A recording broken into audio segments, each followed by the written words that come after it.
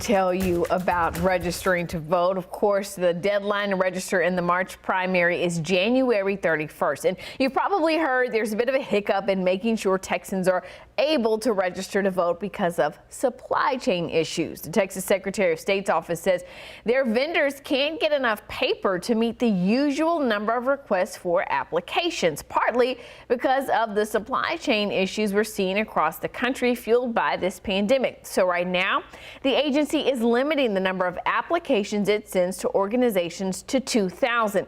And while that may sound like a lot, it's not for organizations like the League of Women Voters that helps register thousands of voters each month. The League of Women Voters of Texas is looking for donations, and we're looking at our budget, and we're trying to find out how we are going to be able to pay for this over the next year if really the Secretary of State's office is not going to provide these for naturalization ceremonies anymore. Just the League of Women Voters of Houston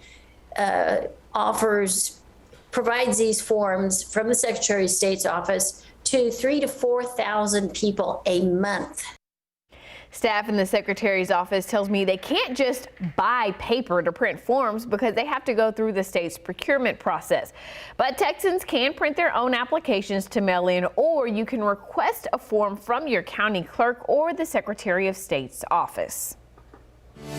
Registering isn't the only voting-related topic you've heard about here lately. There's also the issue of mail-in ballot applications. Clerks across Texas are having to reject applications because the state's new elections law requires voters to put an ID number on their application. And there's been some confusion about matching the numbers and the records clerks have on file. I spoke with Secretary of State John Scott about this earlier today. His office is holding more trainings for clerks, including a training session today. Bottom line, we want to help you make sure you get your mail-in ballot. So we're going to show you what the mail-in ballot application looks like.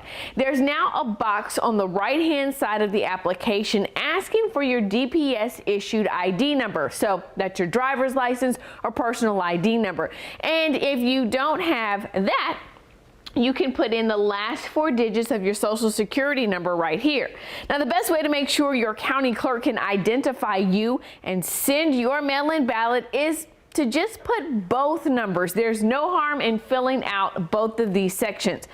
But we want to point out that out of the 17 million Texans who are registered to vote, Secretary Scott tells me about 100,000 people don't have either one of these numbers on file. Now, if that's the case, what you're going to do is check this box right here at the bottom of this section. County clerks have been told to send those voters a new voter registration application and mail-in ballot application that you can fill out and mail in together to get a ballot.